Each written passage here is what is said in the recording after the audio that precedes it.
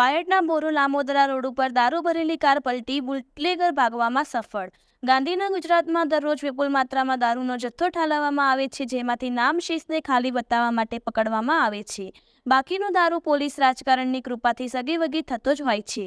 ચૂંટણી નજીક આવતા બુટલેગરો પણ પોતાનો ધંધો ધમધમે માટે મોટા મોટા સાહસો કરતા હોય છે. બાયડ તાલુકાના બોરોલ ઇન્દ્રાણ રોડ ઉપર આવેલા આમોદરા ગામ બસ સ્ટેન્ડની બિલકુલ નજીક એક ઓરા કાર નંબર GJ31N9634 સાંજના 8 વાગ્યાની આસપાસ દારૂ ભરેલી ગાડી ટર્નિંગમાં ગટરમાં પલટી ખાઈ ગઈ હતી. આજુબાજુ માનવ વસાહત બિલકુલ નજીક હોવાથી સ્થાનિક લોકો દોડી આવ્યા હતા. તે સમય દરમિયાન કાર ડ્રાઈવર સમયનો લાભ લઈ ભાગવામાં સફળ રહ્યો હતો. બાયડની પોલીસ ઘટના સ્થળે પહોંચી આગળની કાર્યવાહી હાથ ધરી હતી.